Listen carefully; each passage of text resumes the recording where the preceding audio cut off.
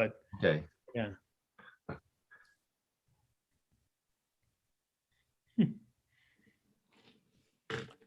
Almost ready.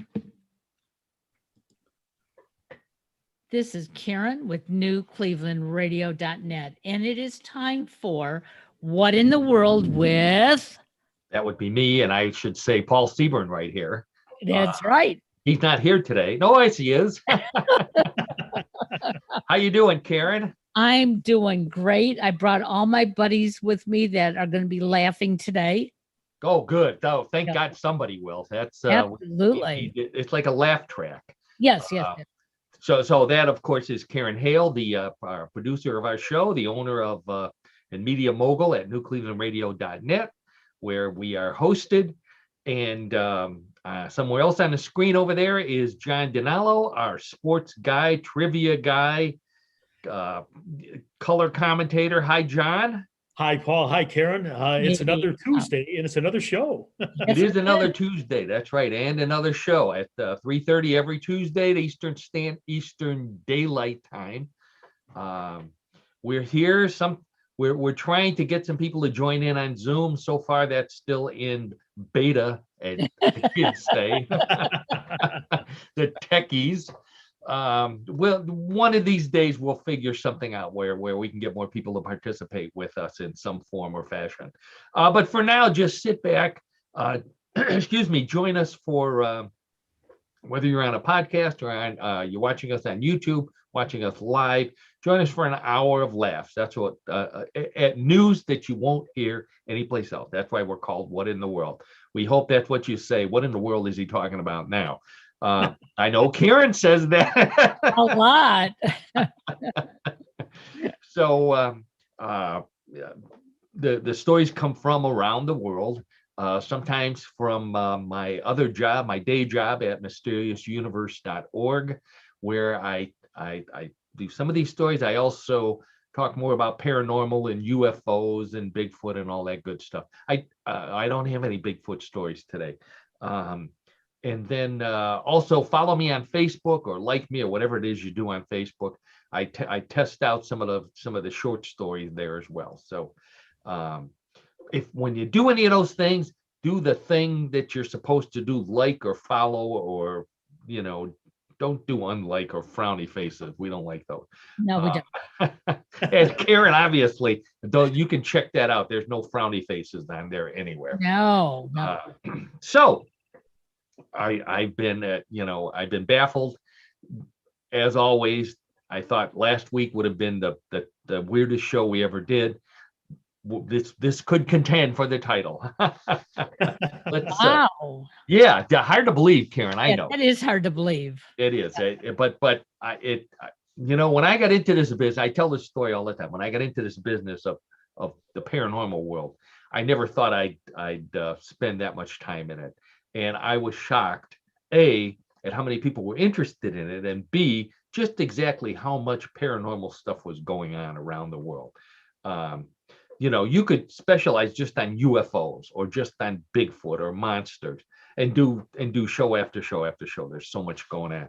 And we cover all the weird science and space and weird sports. No one else in the podcasting world talks about weird sports like we do. And thank you, John, for that. Although, we may take that back after you do today's sport.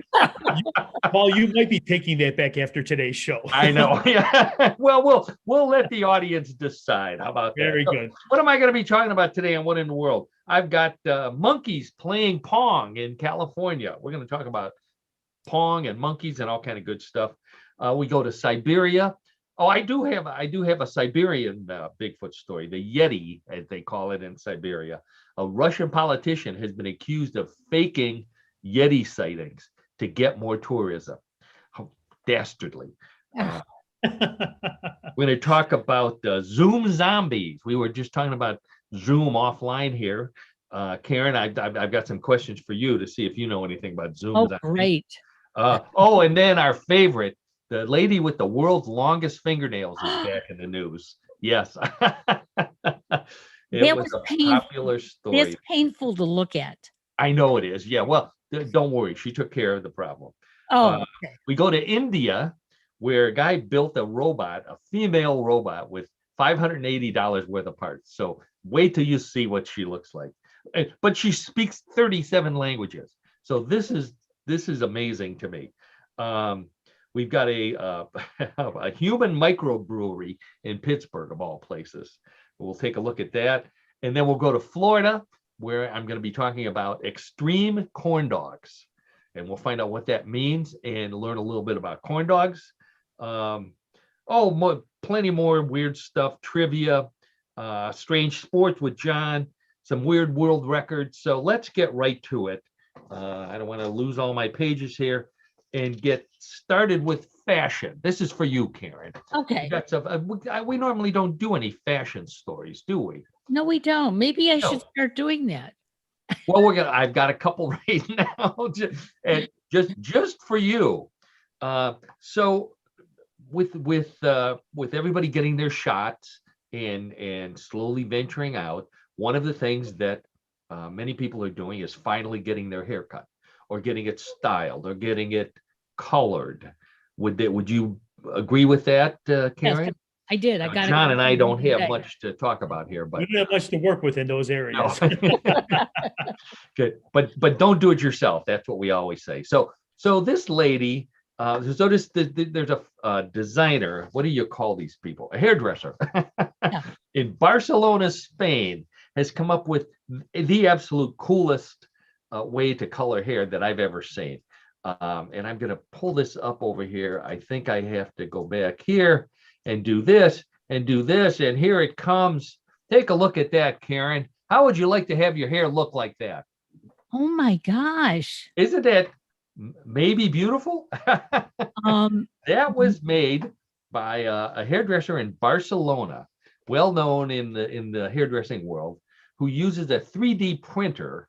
He takes a picture of these patterns, and then the printer, he shoots ink or dye, I guess, at the head of the person who he's styling, and that's what comes out. Wow. Yeah, it's really vivid. Yeah. It's detailed. It's it's I don't know how long it lasts, but Hopefully not too long. what I thought, if he, this is obviously a women's thing. If he did it for men, if he could make a comb over look like a bigger comb over, he'd make a fortune. Yeah, because that's what we would sign up for. I think I might have another picture of this lady or another. Oh, this is another interesting one. I'm not sure I get this one here, the one on with the flowers in her hair. The one with the tiger in the back, I think, is and he even styled her hair to pick up in like she had little tiger ears. Yeah, sticking up above it. That's really amazing. That's amazing. And in fact, before anyone corrects me, that's not a tiger, that's a jaguar. Jaguar? Okay. You talk about his spots, John. You don't say a tiger changes its spots or can't, or I don't remember. The leopard changes his spots. Leopard, there you go. It's a leopard. That's what it is. Or maybe a cheetah. Who knows? So I think I have a couple of more here that now this is more along the lines of what the guys would be getting. Wow. Not as stylish by any stretch of the imagination as the ladies, but the guy at least is trying to cover his bald head. I think here's another guy who this is more what I would go for. This is a guy who has a hamburger painted on his head. I think that what will they think of next? Oh my gosh. He has a Christmas tree in the background. He must have been celebrating the holidays and had too much to drink and had a hairdresser over. Next thing you know, he's got a hamburger on his head. How many times does that happen, John? I don't know. Really weird. And for those of you who are listening to the audio only of this, you're going to have to get to YouTube so you can see this, because it is just very unusual. Yeah. Please do. Yes. Thank you, Karen. I think we'd like to have more visitors on YouTube or followers, whatever they're called.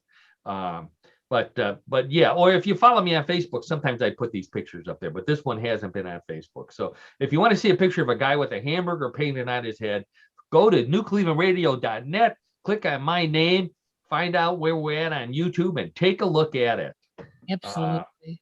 So I don't even, so Karen, how, it always amazes me how long women sit in the chair at a stylist. Could you sit that long for someone to paint all those different flowers and birds and things in your hair? No, because last week when I went, so I go like every 8 weeks, and I am proud to say that I get my gray covered up. And it probably takes her a half hour to apply it, and then another, half hour for it to sit and do its thing. And then she's got to rinse it off, and then she has to style my hair. That's way too much time for me to be sitting. It is. Yeah. Yeah. I always, people who I know in the entertainment business, it always amazed me when they talk about being in makeup for hours and hours and hours. How could you possibly entertain still for that? That's the thing that I can't. So speaking of sitting still, let's go to my favorite story of the week, and that is Ayanna Williams, who was a lady in Houston, Texas, my old city. She was, and I put the emphasis on was, the Guinness World Record holder for the longest fingernails on a pair of hands, female, okay, not male. And if you added all of her fingernails together, that came to 24 feet, 0.7 inches. And I say was because she had them cut off. Now, I have a picture up here. Yeah, I have a picture of, this is from Ripley's Believe It or Not, picture of her fingernails when they were still attached to her fingers. And they are individually, if you divide 24 by, let's see, 10, they're almost 2.5 feet long. They're curved, they're not straight. And she paints them. She says it took 3 to 4 bottles of nail polish to paint them. And it took her 2 to 3 days to finish painting them. And then she'd have to start all over again. So I know John is wondering, why on earth did she do that? I was wondering why on earth she cut them off, because she was world famous for it. She said she wanted to start doing things that she was unable to do with those 2.5 foot long fingernails. Does she say how long it took her to grow them? It took, she had them for 30 years. Oh my God. How did she do anything? Well, for example, she couldn't drive. Not that she couldn't hold the steering wheel, but she's in Houston. She couldn't give anybody the finger. So they use this rotating saw. They shouldn't use little cuticle things because they're probably hard. After 30 years, they must be like nails, the other kind of nail. So this rotating thing cut them off. And I think I have a picture here of the nails. There they are, cut off on a tray at the stylist. I was trying to come up with a reason why she would have grown them in the first place. And the only thing I could think of was something that I could relate to. And that would be cutting your nails too short one day. And then you had to go squeeze a lemon or something like that, acidic. And you get that pain and you think, oh, wow, I never should have cut them this short. I'm never going to do that again for 30 years. Well, that's a bit extreme, wouldn't you say? Well, definitely, John. It certainly is a bit extreme. So, and then it took her 3 to 4 bottles of nail polish to paint them every week. So I'm thinking, go to Sherwin-Williams, get a can, get a roller. You'll be done in 10 minutes. I'm trying to figure out how she was able to do that. I don't know. How could she manipulate her fingers to be able to do those? Put those coatings on or whatever. Listen, John, I put this up on Facebook. You would not believe the questions that people asked me. Well, how could she do fill in the blank? And if she can do that, how could she do fill in the blank? Unbelievable. Oh, boy. Yeah. So Amazing. John, this comes to you. The reason why that Ripley's Believe It or Not is on here is because Ripley's bought the nails from her and is putting them on display in Florida Oh, at the my. Ripley's Believe It or Not Museum in Florida, where rumor has it that John may be vacationing one of these days. So this is the What city in Florida? What city in Florida is it? Orlando. Orlando. Okay. Yeah. Play along, John. Say you're going to Orlando. Oh, okay. We're going to Orlando. So you can go. So what we want you to do, John, is we want you to do a remote from Orlando. And we want you to go to the museum and tell them you're with What in the World. I mean, that'll get you in for free. Absolutely. And tell them you want to do a remote, and you not only do you want to show them on our next show, but have your lovely wife ask if she can use them and maybe scratch your back with them. I think that would be the coolest thing. Unbelievable. Do that, John, and there'll be a little something extra in your paycheck next week. So anyways, John, while you're in Florida, you're probably going to be looking for something to eat. Yes, we will be. Okay, there's this place also in Orlando. Play along. The downtown Disney area, it's called, which was open while Disney World was closed. And they have dining places there that serve the kind of food that you couldn't get because you couldn't get into Disney World. So Disney World food. So they happened to somebody took a picture of something they were serving there. I think I have I'm going to put the picture of it up here. Oh, there she. Oh, by the way, I have a picture of the Amanda with her short nails now, so you can see Karen. She has. She can hold up something in her hand. yeah, a ticket. I think it's a ticket to go to Ripley's Believe It or Not, as a matter of fact. Probably. You can go and visit her nails.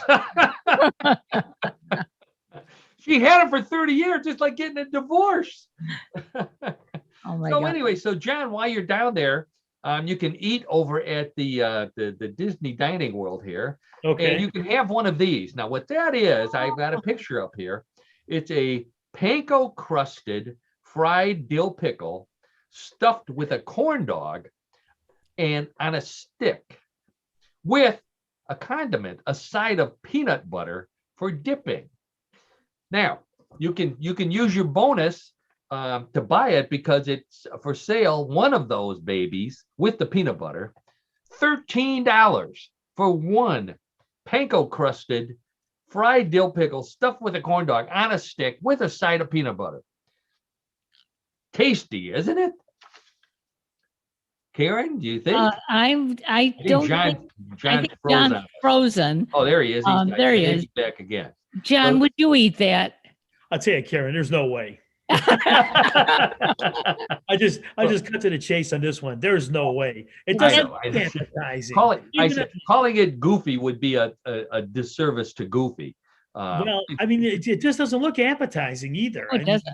Not even with the panko. I think the people in Japan are going to start a war with us when they see what we're doing with panko, putting it on there, and peanut butter, dipping it in peanut butter.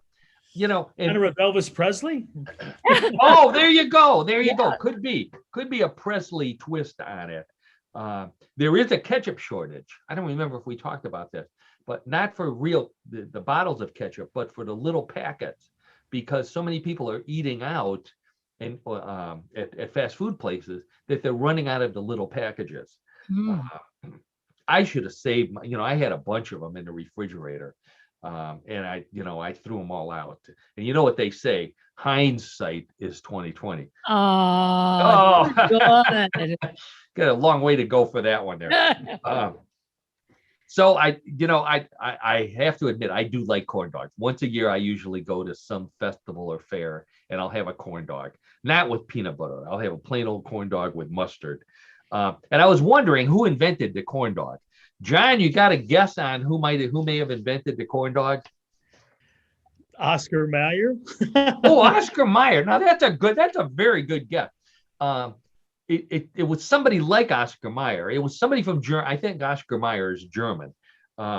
It was actually invented in Texas. German immigrants coming to Texas. In fact, there's a New Braunfels, I think, is the place where German immigrants first settled. Great sausage there, by the way. So they were sausage makers, and they brought the corn dog to the United States, but it was not on a stick. And this is the part that killed me. There was a patent filed in 1927 and granted by the U.S. Patent Office in 1929 for, get ready for this, not a stick, but a combined dipping, cooking, and article holding apparatus. Really now. That's how they got a patent on a pointed stick. Wow. So not only that, but they had to tell what it was going to be used for. So get a load of this. This will give you some ideas, Karen, for your next, when we can finally open up and have people over. To be used for fried wieners, boiled ham, hard-boiled eggs, cheese, sliced peaches, pineapples, bananas, and like fruit, cherries, dates, figs, and strawberries. I can't imagine deep frying any of those. I could eat some on a stick, but not deep frying. But it's typical in Texas that they stuck a stick in things and deep fried them, and they ended up at the Texas State Fair in Dallas. Two worst things. I got because we could do a whole show just on the worst things you see at the Texas State Fair to eat. One of them is this one right here, which is from Korea. That's a Korean corn dog covered with French fries. And the batter is pieces of French fries that they somehow got to stick to the hot dog and then deep fried it and put ketchup on it. Apparently, corn dogs are very popular in Korea. I did not know that, in South Korea. And then there's this one, which is the deep fried stick of butter on a stick, which apparently are very popular at the State Fair. I never had one of those. If you want to know what they look like on the inside, I have a picture. Oh my gosh. It's basically what happens is the butter melts, the dog part or the corn part stays like a big hollow piece of fried dough, and the butter runs out all over you. So you want to wear a lobster bib or a That's a heart attack waiting to happen. well, that's what the Right. stick is for. They poke you to get your heart started. So John, we have to remember this next year, because National Corn Dog Day, which celebrates all things corn doggish, occurs on the first Saturday of March Madness, which we just had just a few weeks ago. Yes, the that's true. NCAA basketball championship. So first Saturday of every year is National Corn Dog Day. I didn't know that. I did not know that either. So we're going to mark it on our calendar so that we celebrate it next year with a. Okay. We'll You do go that. with a corn dog, not a Excuse me. stick on a stick of butter. Ugh. Ugh. All right, so let's get out of that and move to some weird animals other than humans. Or any of us. Yeah, this one comes from Rottingdean, England. Man was out biking, and he goes up over a hill and looks down into a valley and sees sheep, but not just any kind of sheep. He sees sheep making a crop circle. So I've got a picture of it up here. There's like, maybe 100, 150 sheep in making concentric circles, basically following the sheep in front of their butt in a circle. Looks like a crop circle, but it's sheep. I think I have a higher view over here. He went up on a hill and took another picture. So he was puzzled as to what it might be, and brave enough that he walked down there to see why these sheep were following each other in these circles in a field. And it turns out that they were following a sheep snacker. So we work a little food reference in here. A sheep snacker, which goes around in a circle like a sprinkler and feeds the sheep their food. So Really? yeah, I'd never heard of that before. Apparently, this is a new innovation in the shepherd world. A sheep Wow. snacker. Also hard to say. Uh, my idea, we need to get one of these or many of them and sell them to school cafeterias. This is a perfect way for workers to feed kids and still be socially distanced. You just squirt the food, the tater tots or whatever it is you're feeding them that day, and spit it around, and the kids will follow around, and you don't have to worry about them getting too close when you dish the food on their tray. I don't think you should recommend that to this school district. No. You don't think Brecksville would be interested in that? No. I don't think so either. Yeah. Good one. Okay. Terry. All right. How about this one? This one's for adults. We've talked about the famous Boston Dynamics robotic dog Spot, which Right. has no head, but it can do. It was on 60 Minutes a couple weeks ago. It can do backflips. It can jump rope. All kind of great stuff.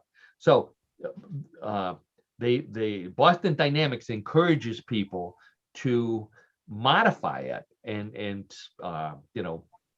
customize it for their own usage.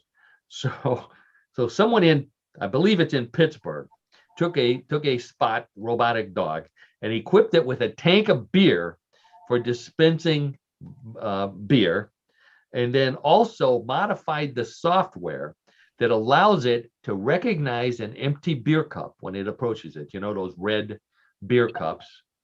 Position, especially when it's on the floor, position itself over it, and I'm sure as beer directly into the cup. Oh my gosh. Is it? Of course, this one, I'll missing explain the it for cup. those not watching. Yeah, he's not quite hitting the cup. Right. He probably needs to lift the leg, and then he would he'd hit it better.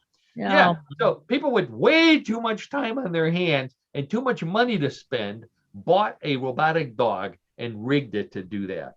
Wow. Which Boston Dynamics wasn't thrilled, because now there's a line of real dogs picketing the place because they lost their homes. Their owners want these. They don't want real dogs anymore. Oh my God. They want equal time. There you go. That's right.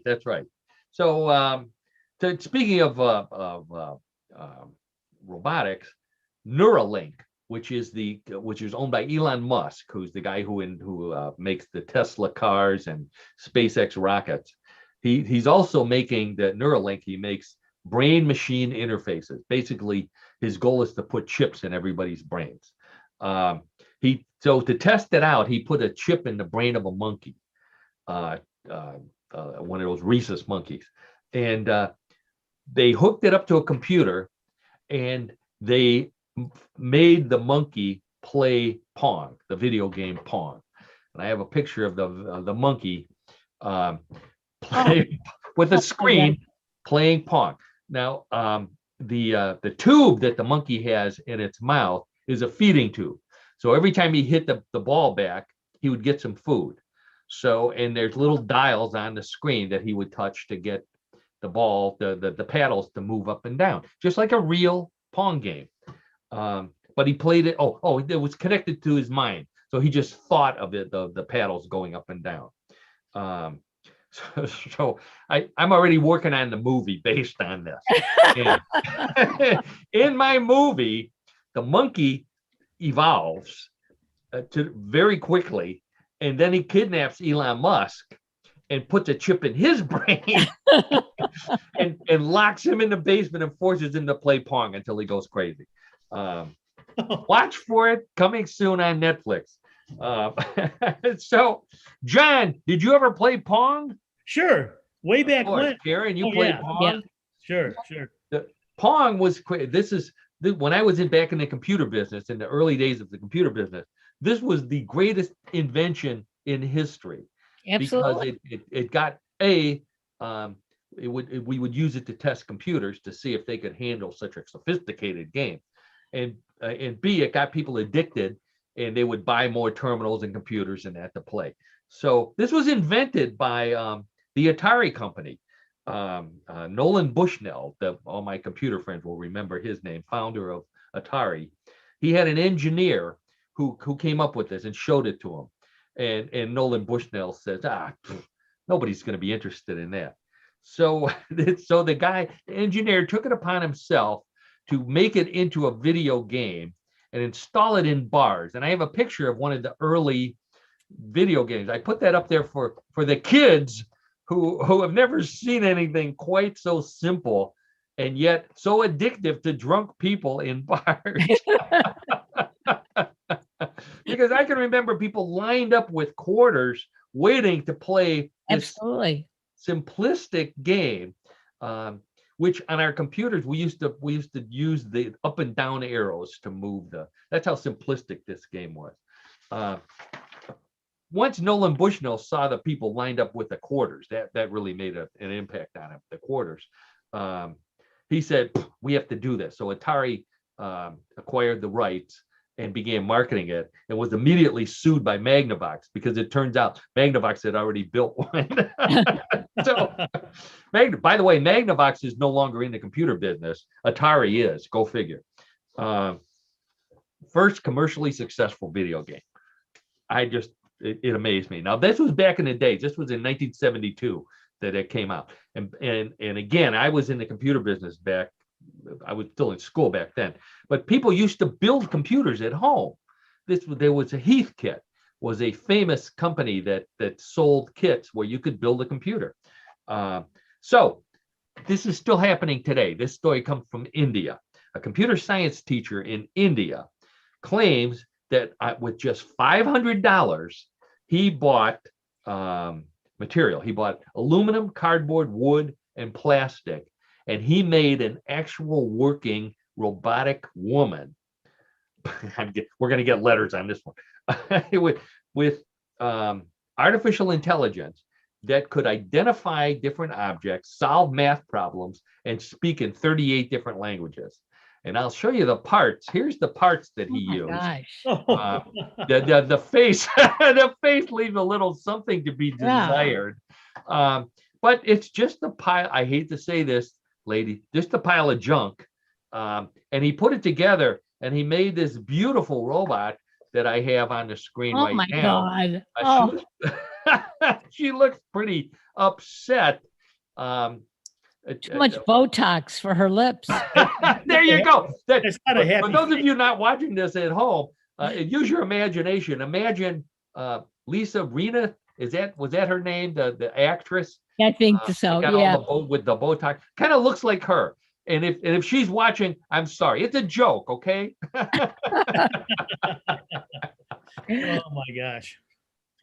Yeah. So this is a computer science teacher. So he brings it to school, and you would think the kids would want to do something like this, but when they found out that she spoke 37 different languages and could solve math problems, all they wanted to do was sit next to her so they could copy off her paper while they were taking the test. This isn't one smart robot. $580. That's all he had to pay for the parts. He also said she could read the newspaper, deliver weather reports, and read horoscopes and recipes. My kind of girl, I guess. Wow. What impressed me the most was that he didn't add any sexual stuff to it. So, most guys would build the first thing they would do is build a sex robot. If you look, he probably looked at it and said, nah, I'll leave that out. Put it in the next robot. Have to spend a little more than $580. Okay, so here's something to worry about, Karen. You spend a lot of time on Zoom. I know that as media mogul at nuclearradio.net. The Root Insurance Distracted Driving Awareness Survey found out that 54%, I'm going to take this down here so we don't have to look at it. Thank you. While we're talking about that. Yeah, there we go. The Root Insurance Distracted Driving Awareness Survey found that 54% of people who drove their vehicles soon after video conferencing with Zoom reported having trouble concentrating on the road, a condition that they're calling Zoom zombies. Has that ever happened to you, where you spent so much time on Zoom and then when driving that you were distracted? I think it's when you spend too much time on the computer at all. Yeah. Then I can feel like a zombie. You go down to the kitchen and you go for your Cocoa Puffs and get That's what it. Ketchup. Zoom Zombie. It's a bad thing. Good name for a band, though, I would say. That's all I have on that. Kind of catchy, Paul. Actually, it's kind of catchy, really. Yeah, the Zoom Zombies. We could do that, John. Sure. You know, It could I be could us. play the accordion, and John could sing. Well, watch for Zoom Zombie. When your local clubs open up, we'll be there. Yes, you That's two a will be warning. there. Yes. A warning. Okay. All right. So now let's do a little bit of trivia here. When I say Jean Lafoot, what does that make you think of, John? The Does that Barefoot ring a Pirate. bell? Yeah, The Barefoot Pirate. That's right. Jean Lafoot, the Barefoot Pirate. What cereal brand was he the Barefoot Pirate with? Captain Crunch. Captain Crunch. Karen, are you playing along there? Do you Yeah, I remember? got that one. Yep. Oh, you did? Oh, Yeah. okay. So Captain Crunch was a popular cereal. First came out in the 60s, I believe. And he was a ship captain. On, here's a tough one for you, John. Do you remember the name of his ship? Oh boy, you got me on that one, Paul. No, I don't. The SS Guppy. So, Okay. so Captain Crunch, and it's not Captain, it's Cap apostrophe N, Captain Crunch. Right. Had this ship, the SS Guppy, and he was always being attacked by the dastardly pirate Jean Lafoot, the Barefoot Pirate, who wanted to steal Captain Crunch's cereal. Did he get punished for doing that? No, he got this. Let's see if I can show you what he got here. He got his own cereal, Jean Lafoot Cinnamon Crunch. Oh, How about that? So the Captain Crunch was a popular stuff. First became popular with these commercials where there was a cartoon with Jean Lafoot and Captain Crunch fighting over the cereal on the Rocky and Bullwinkle show. Back in the 60s, when that was one of the most popular cartoons on television. The same people who did Rocky and Bullwinkle's cartoons, the artists, also did all of the artwork on Captain Crunch. They had two Martians that were on Quisp and Quake cereal, if you remember those. So there was a lot of trading back and forth between the show and Quaker, who came out with the stuff. Now, why am I talking about that? Because in the news this week, the real Jean Lafitte, who was the inspiration for Jean Lafoot, was in the news. Turns out that the pirate known as Jean Lafitte was he was alive in the early 1800s. He was a pirate and a privateer, which was kind of like a Navy mercenary. And he was in the Gulf, but he went in the Gulf of Mexico. Very successful pirate, and also a very talented negotiator. And he was able to escape being arrested countless times and there were a lot of wars going on at that time, like the War of 1812. And he would play back and forth between the sides, always staying in favor of someone that looked like they were going to win. So when the United States finally succeeded, he convinced Andrew Jackson to pardon him of all of the crimes that he had done. Sounds like today, doesn't it? yes, it does. History does so- repeat itself. Yeah. Now, I remember when I lived in Houston, going to Galveston, and Jean Lafitte opened a smuggling camp in Galveston when it was nothing but an island and a few people living there, and probably a few Native Americans. He turned that into a thriving community of 2,000 people supported by the smuggling business. So people were impressed, even though it was illegal. It was like kind of like Las Vegas, well, look at how successful he is. So Jean Lafitte eventually got into trouble again. And in the Caribbean, he was out pirating again. And there were rumors that he was killed in a fight, in a battle on the ship. And he was buried at sea, but no one ever saw that. So the new book out called Jean Lafitte Revealed, Unraveling One of America's Longest Running Mysteries. These two investigators, Dr. Ashley Oliphant and her mother, Beth Yarborough, went to, of all places, North Carolina. Now, why would they go to North Carolina to investigate Jean Lafitte, who died allegedly in the Caribbean? Turns out there's been this rumor going on that he didn't die, but he went to Cuba. He hid out in Cuba for a while. Then he hid out in Mississippi, and he met some Freemasons and became friends with this family of Freemasons, the Hendersons, they were called. The Hendersons were from North Carolina. They were vacationing in Mississippi, and they convinced this talented Frenchman, who by that time had changed his name to, wait, I've got it here somewhere. Changed his name to Ferrer.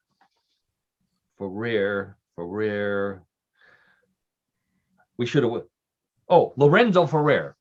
We should have had rehearsal today. So he changed his name. So they didn't know he was Jean Lafitte. They thought he was Lorenzo Ferrer, this debonair Frenchman.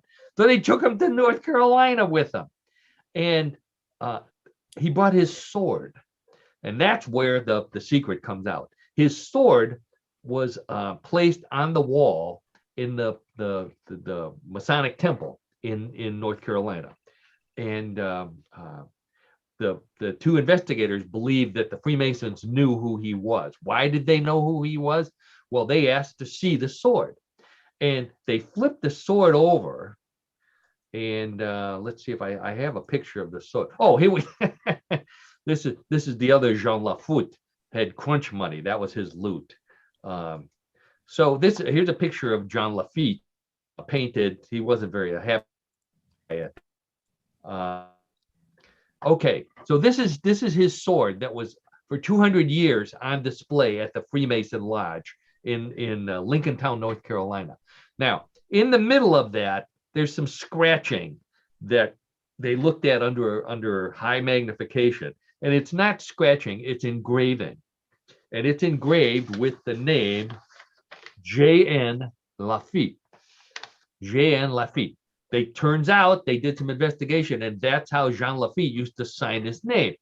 So he engraved his signature on this sword, and that's the proof that they had that Jean Lafitte did not die, but not when they said he did, but instead made it to North Carolina, where he lived to the ripe old age of 95 years old. Wow. Was buried in the church cemetery.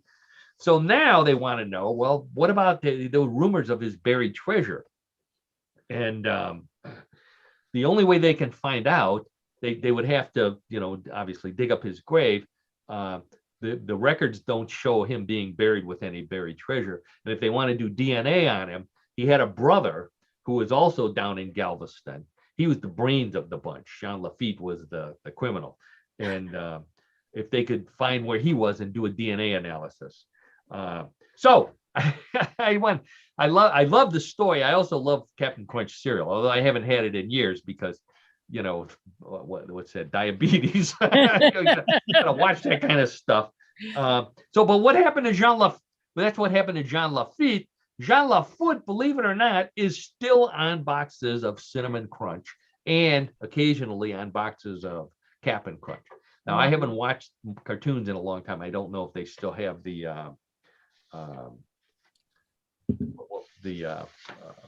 two of them fighting. So anyway, so that's our story on Jean Lafitte. I'm going to have to. That was a blast from the past, Paul, for sure. That was my story on Mysterious Universe this week. Okay, so I'm going to take that picture down here so I can. While I'm doing that, I want to mention, as I always do, that before the show, John and I like to talk about sports, and I just lost everybody here. Yeah, I'm gone. Oh, there you are. Okay, so we like to talk about sports and discuss.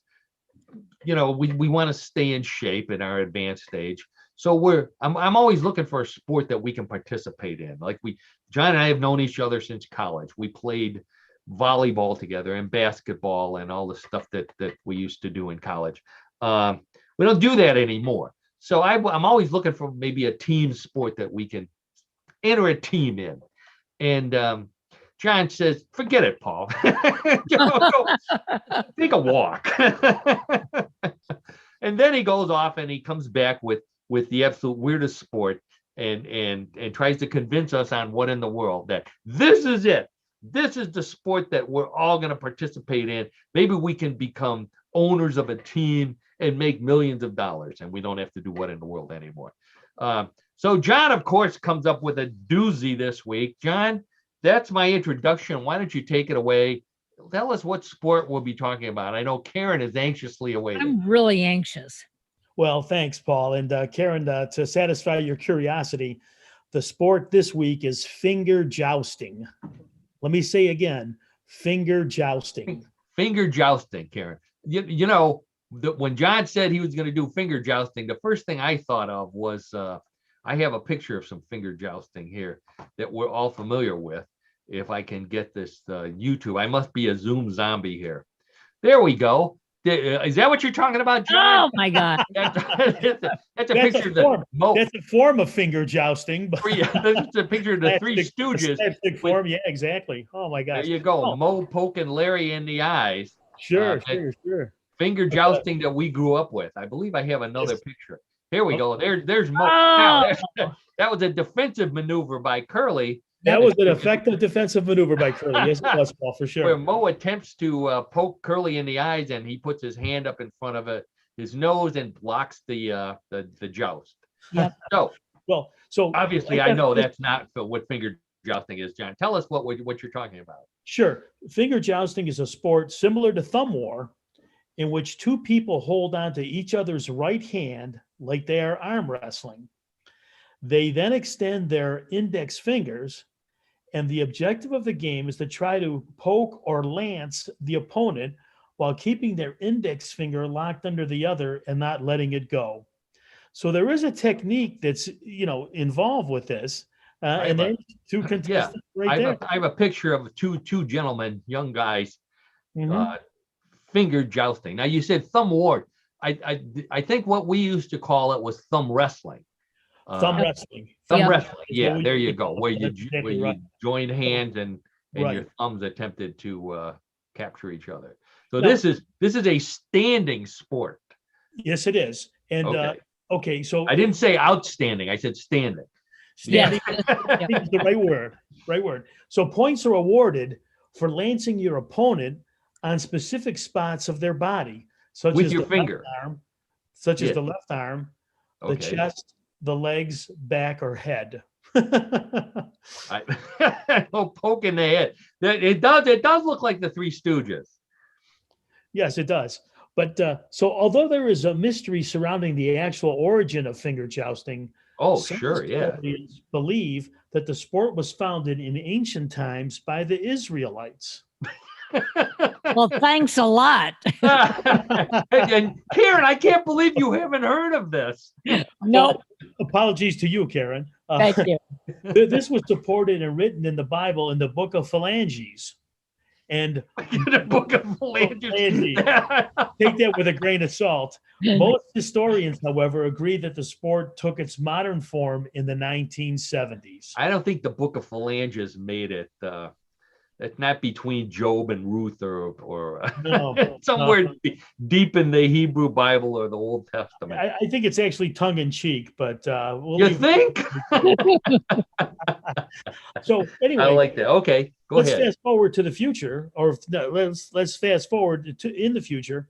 On August 1st, 2001, Julian Gluck, the Lord of the Joust, founded the World Finger Jousting Federation in LaGrange, Georgia, in the United States.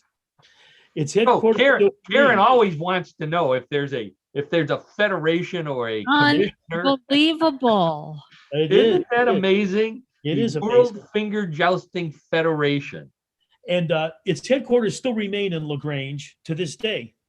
That's in Georgia. Okay. Right. And what Gluck did, he initiated several game rules to be official for finger jousting contests. So there's rules that you have to abide by. So that's where you go if you have Right. a question.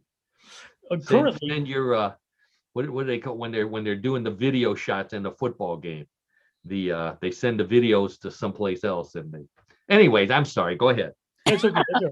So currently, finger jousting is extremely popular in schools in the large metro areas of Dallas, Fort Worth, and Houston, Texas. In Houston. Now, I did a little research. I was trying to find, because I don't remember finger jousting when I lived in Houston. Plenty of people use their fingers, but not for jousting. So anyway, so in a typical finger jousting contest, Paul and Karen, players mainly use their right hands instead of the left. The contestants must keep their right hands locked in an arm wrestling fashion while not using their legs or left arm. The match has 3 rounds with 2-minute lengths. Time is paused when violations occur, and the players will be given a 60-second rest before the start of the next round. Oh, because it's exhausting. Well, it takes some energy to be able to carry this out. I guess that right. the women can play. I have a picture of 2 women doing finger Right. jousting. Now, And a whole line of women waiting to participate. So right. So in the interest of etiquette, when the game is about to start, the 2 competitors each face each other and execute a gesture of goodwill. This could be a handshake, a bow, a head nod, or a man hug. The match will start after the mediator who oversees the match gives the signal. Well, they have referees, yeah. They call him the mediator. Mediator, mediators, yes. right. So during the game, jousters should not try to separate their hands. If this happens, the player will get a warning. During the second time of a separation, the player will receive another warning, or in some cases have points deducted from his total. In the third offense, the player is disqualified. If both players separate, no penalty will be issued and they will start a new round. So you get points for poking the other person, and you lose points if you release your hand, kind of like wrestling. Yes. Now, the World Finger Jousting Federation sets the finger jousting codes of conduct. Codes of conduct, okay, which include respect. And this is where contestants respect their competitors and others without intentionally injuring them. Okay.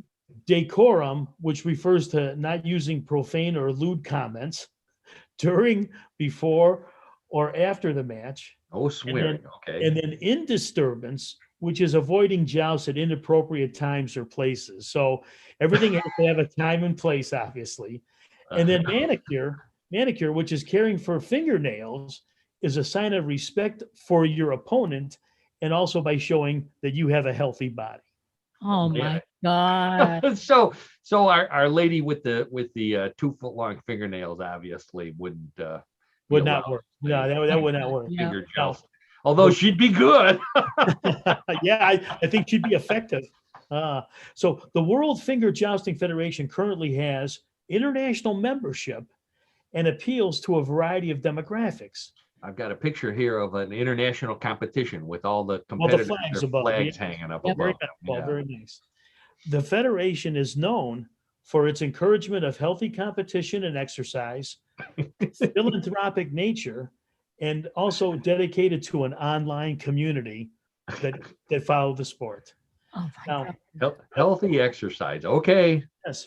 Now, against performance-enhancing drugs and all forms of cheating inside and outside the arena, the WFJF has made continuous efforts to make sure that matches are played honorably and events are a safe environment for the whole family. Because it's dangerous, Karen. You know, this is why they have to have the code of conduct. Yeah, this is what happened during one match. You lose your fingers. Wow. Yeah. You lose your fingers. Oh, actually, I have a picture of finger soap. I've never seen before. I'm going to try that. That looks like fun.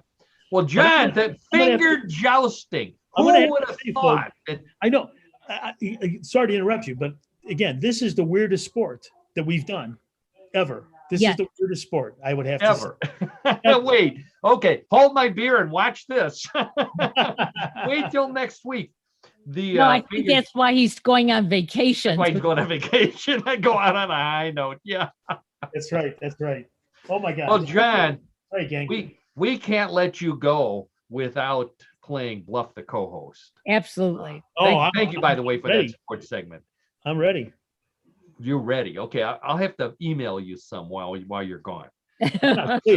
Please do. So, as everybody knows, as you may have heard on that internet thing, Bluff the Co-host, the most popular game in the world. It's basically played by Karen and John and the people at home listening. I have 3 stories. It's very similar to the ones that we've been talking about this afternoon, with the additional twist is that some, unlike the What in the World stories, some may be bluffs, some are true. And it's up to Karen and John and you to figure out which are bluffs and which are true. Okay? Okay. So this is Las Vegas has already placed the bets. This is one of their highest drawing gambling games in the world. So Karen's ready, John is ready. I've got the first story. Get ready. Hands on the buzzer. Story number 1. If you've ever thought that the food let me start that again. If you've ever thought that the food people are serving to cats on TV commercials looks almost good enough to eat, Purina has a deal for you. Lost my place. The pet food company and maker of Fancy Feast cat food has come out with a cookbook for humans who want to cook and eat just like their cats. No mice were harmed in the making of this cookbook. The recipes include chicken and noodles, salmon and zucchini, and whitefish and asparagus. And the instructions are for single servings. No surprise there, since if you're eating with your cat, single. Also, Purina's new flavors of cat food, which coincidentally contain chicken, salmon, and whitefish. Bon appetit. Ciao, ciao, ciao. So, a cookbook for cat owners so that they can cook food just like their cats are eating, courtesy of Fancy Feast cat food. Karen, real or bluff? Why don't they just buy Fancy Feast and eat along with their cat? I believe the Purina people frown upon that. Oh, okay. And it only comes in those little tiny Yeah. cans. And people who have cats tend to like to eat. I don't know. I know pet lovers, and especially cat lovers, really love to be with their furry friends. Yeah. I want to say this is a bluff, but I'm going to say it's real. You're afraid it's real. Yeah. Okay. All right. So Karen says that the cookbook to eat like your cat is real. John, how about you? I'm going to agree with Karen. I'm going to say it's real. Wow. I'm going to say it's real. Okay, John. I know John is not a cat owner, but guess what? You're both right. You can, in fact, the cook. If you're interested, if you're listening and you're interested, the cookbook is free. You go to Purina website and download it. There's 12 recipes for all the various things that Fancy Feast gives your cat. Yeah, I know. I couldn't eat dog food. I already know how to bake bread that looks like brown chunks of stuff that my dog. Okay, so the score is tied 1-1. We may have a trend here. Let's see how it goes with story number 2. You've heard the expression "use it or lose it." Now, a new study by dentists has changed it to "use it or your kids will use it." Why? Will lose it. Why? Because believe it or not, dentists are seeing more kids born without wisdom teeth. And it's because their parents and grandparents don't chew their food as much as their ancestors did. And we're evolving into a species with only 28 teeth. While this is bad news for the tooth fairy, it's worse news for future generations who won't be able to enjoy steaks because their grandparents drank too many milkshakes, smoothies, and energy drinks. They won't think it's funny the way you act after eating your gummy medical marijuana either, but they won't want to make you some crunchy pot cookies because they're also evolving with less arm bones too, because their grandparents aren't using their arms as much. Do your kids a favor and chew more before they start stealing your little blue pills, because you don't use that much anymore either. Oh. Other than that last little reference, kids are losing their wisdom teeth, and by losing, I don't mean they're falling out. I mean that they're not even having them grow in. Dentists are concerned. Boat payments are due, John. Real or bluff? This is a tough one. This is a tough one. I'm going to say it's real. Oh, John takes a risk and says it's real. Karen, how about you? You have your wisdom teeth? Yeah, I had them. I don't anymore. I had them. Oh, they were in a box. Alex has his, and okay. my other son has his, and I'm going to say this is a bluff. So you don't think that we're evolving into wisdom toothless people? No. Wisdomless, I would say, but not wisdom toothless. Right. Okay, so Karen says it's a bluff. John says it's real. Let me take a look here. That's a real story.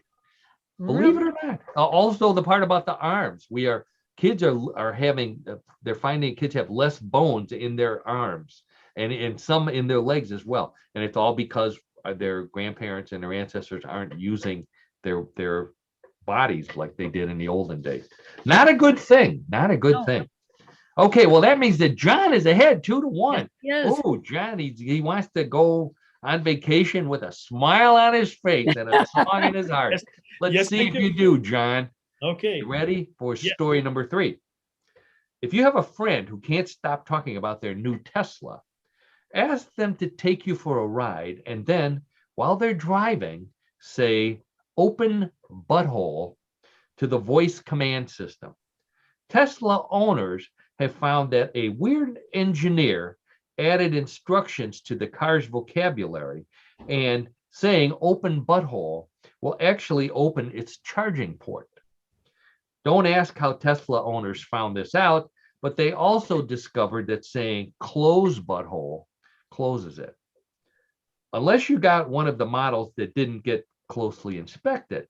Some Tesla models, when they hear "open butthole," they instead open the glove box, or worse, the trunk.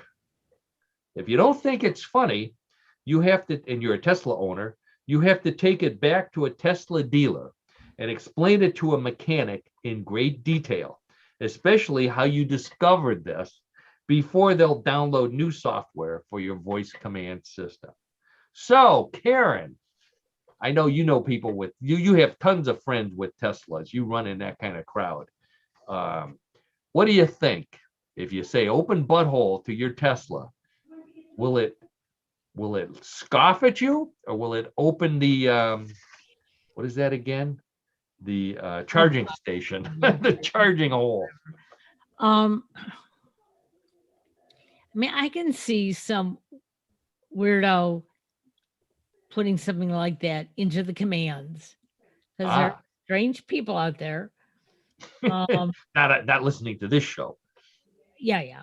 Or hosting it. I'm gonna say it's a bluff. Karen says it's a bluff. Okay, she doesn't want to believe it. Okay, John, how about you? I agree with Karen. I say it's a bluff because even though this person supposedly did this, I mean, opening a trunk, that's unsafe. It's unsafe if you're driving, right? Obviously, I mean, so opening the charge hole probably. I don't know. I don't own a Tesla, so I don't. And neither do I, Paul. But no, I'm going to say it's never even gone to look at one. I've wanted to kick them occasionally. Okay, so both of you say that it's a bluff. That if you say "open butthole" to your Tesla or a Tesla, nothing inside one, nothing bad will happen. Guess what? Something bad will happen. You were both wrong. That's real. Oh my God! Really? Yes, it's now, called did they fire that engineer? Did they fire the engineer Yeah. for doing Oh, I that? don't know about that. The story didn't identify the engineer. Was You there know, any, you know how I mean, I know how the tech business is. He probably got a promotion. like, so like, are there noticeable incidents with Teslas, having well, these things now, happen? you know, Tesla doesn't want this to get spread about. I haven't seen any, like in Consumer Reports, for example, which always gives recall notices. Sure. But yeah, there was an actual article about it, and you do have to take your car to the service and get the software downloaded. So there probably was a recall notice. I'd like to read that. Yeah, really. Wow. We Well, I could- hope they don't do that with one of the rockets that they, Oh, SpaceX. Yeah, that's Oh, right. I was yeah. thinking, what is it? The Houston rocket? it'd be I'm still on sports. Yes. You are, well, Oh, yes. speaking of sports, John, thank you again for what was that called again? Finger jousting. Finger jousting. Yes. John, maybe you can introduce the Floridians to that. I don't think they play highlight anymore. So I this don't could know. be a I'll find out when I'm down there. I'll see. go down. Yeah, go to some of the senior centers down there, some of the senior villages.